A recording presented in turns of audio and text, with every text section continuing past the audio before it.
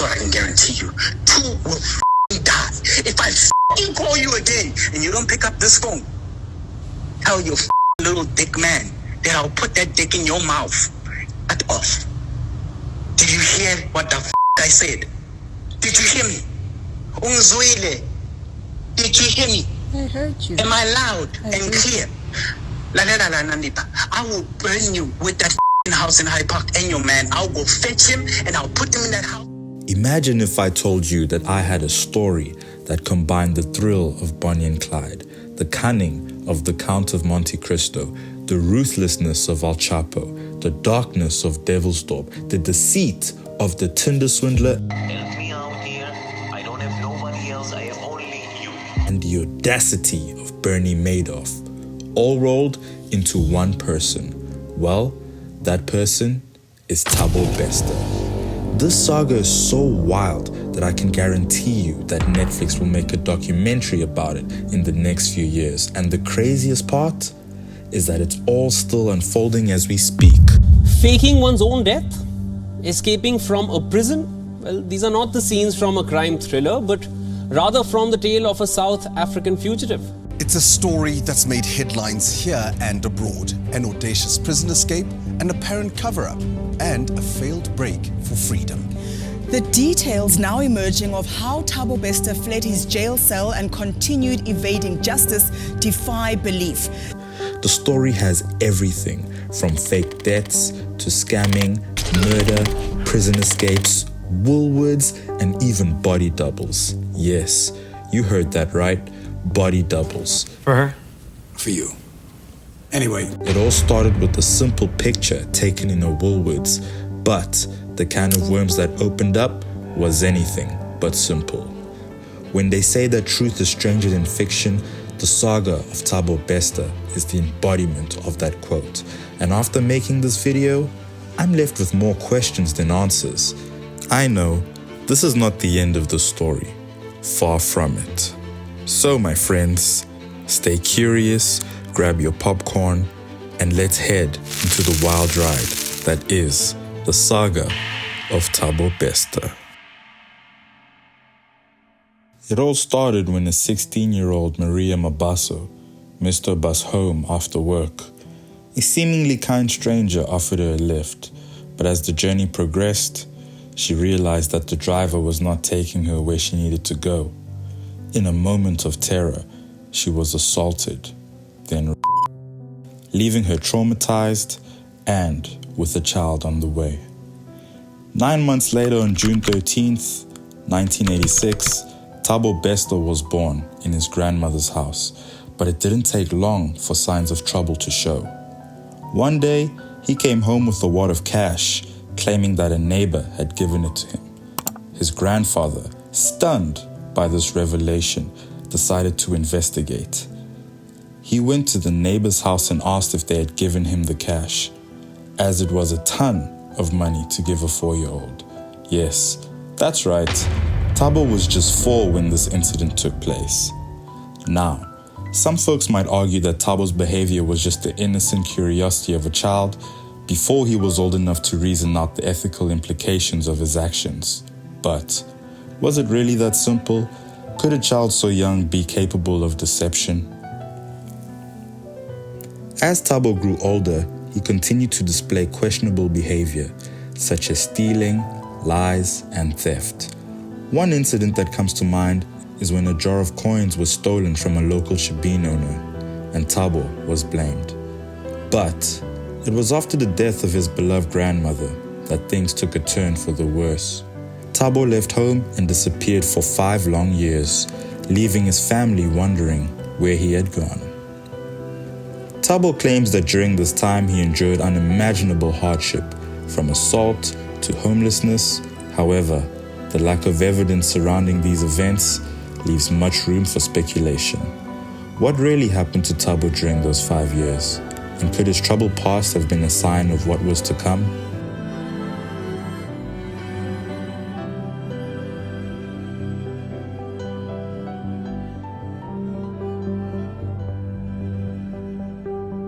Hold on tight, because the story is about to take a turn for the worst. Thabo, known as the Facebook, ran a scam that was so twisted it'll make your skin crawl. This guy posed as an executive for a modeling agency, luring his victims with the promise of work in the modeling and entertainment industry. When they arrived at luxurious hotels and clubhouses, he'd and rob them. This sick gambit went on for years, from 2005 to 2009, and when he was finally arrested and thrown in prison, he got a taste of his own medicine, allegedly being taken advantage of sexually. But did he learn his lesson? Nope. Once he was released, he went back to his old tricks, preying on young women who dreamed of making it big in the media industry. And this time, he conned chartered airlines into giving him flights worth tens of thousands of dollars. But when the airlines realized he was forging bank statements and ripping them off, they cancelled his return flights. But that didn't stop him from continuing his scams. He created fake events, inviting models, photographers, filmmakers, convincing them to leave their expensive equipment in a bus while they ate lunch. When they returned, poof, the equipment was gone, and Thabo had struck again. This guy was seriously cunning, and it's no wonder he garnered the reputation of being one of the most notorious criminals in South Africa.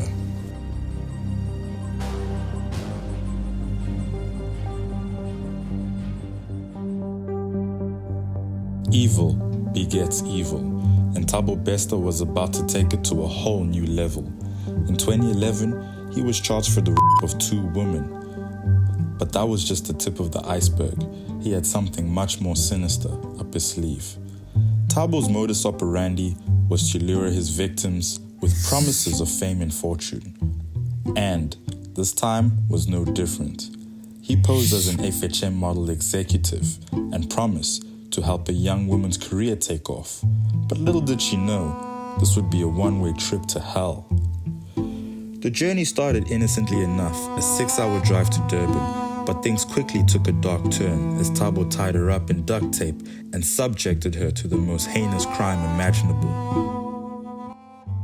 Thabo Bester had so many aliases, he could barely keep track of them all. But when he met his girlfriend, notoriously, he thought he had found a new identity, a man in love. However, their passionate relationship was short-lived. As they got into an argument one evening at a hotel, what happened next was a tragedy that would shake South Africa to its core. In a fit of rage, Thabo grabbed a knife and stabbed Nomfundo to death. The sound of the blade piercing flesh echoed through the halls of the hotel as Thabo realized the gravity of what he had just done.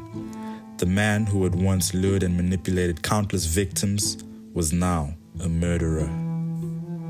Thabo was sentenced to life in prison plus 75 years. In May 2022, it was reported that he was found in prison, burned to death, and reported dead. And that should have been the end of his story, right? No, it wasn't.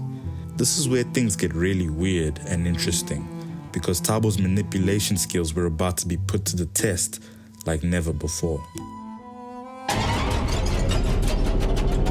Nandipha.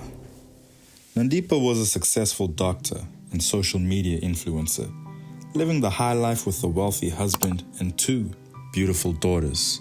But here's the question that everyone's asking. Why would she risk everything for Thabo Bester? The story goes that they met back in 2006 when Bester was running a media agency and Nandipha was one of his promotion girls. However, there's very little evidence to support this claim. Fast forward a few years later, Nandipha was writing letters to Thabo in prison and allegedly divorced her husband, or at the very least, became estranged to him.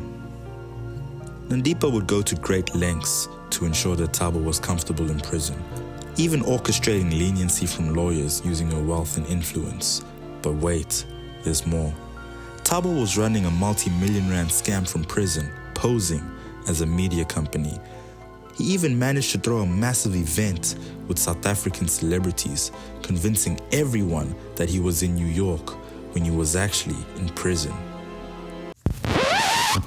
Whoa, hold up. This guy was in prison and he convinced South Africa's top people, like the elite of the elite, that he was in New York and he owns a media company while he was in prison. I'm sorry. I just had to take a moment to just let that sink in. That is, wow. Wow, that is crazy. How do you even pull that off? Who did he call? What did he do? Is it anyway, let's get back to the video.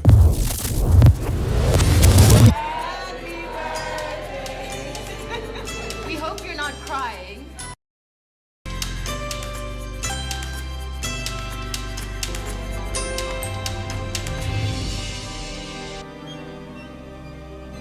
Thabo used various aliases, including Thabo Motsepe, masquerading as Patrice Motsepe's son or relative. Patrice is one of the most famous businessmen on the African continent. It's shocking that people didn't pick up on the fallacies, but corruption and bribery in South Africa may have played a role. The story doesn't end here though.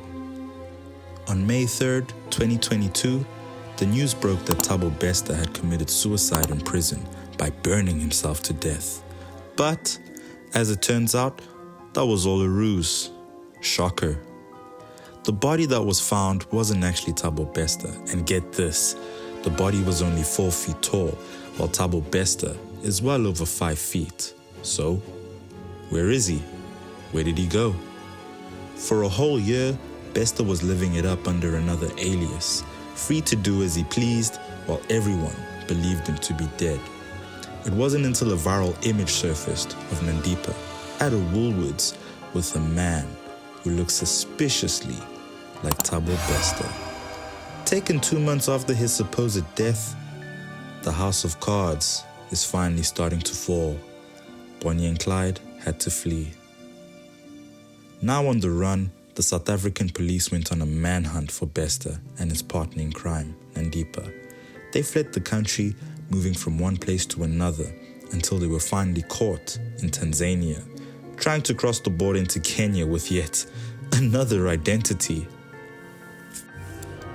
Thabo Bester may be in custody, but the story is far from over. With so many unanswered questions, it's hard to know where to begin. Who was bribed? How did they have access to bodies in a morgue? And most importantly, why would Nandipha risk everything for a man like Bester? These are just a few of the questions that keep us up at night. But wait, there's more. Rumors have been swirling that Nandipha was involved in organ harvesting. I mean, it's not hard to believe, right? She was a doctor and lived a luxurious life. But again, these are just rumors. And if that wasn't enough, get this. Nandipha's father was a friend with the warden of the prison where Bester was held. Coincidence? I think not. And we don't have any problem if he's released on a bail of 10,000 rand.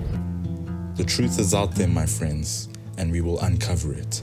But it's going to take time. So hit that subscribe button because you do not want to miss the next chapter of this twisted tale. Stay tuned for further developments. Until then, it's Lee Reddy, signing off.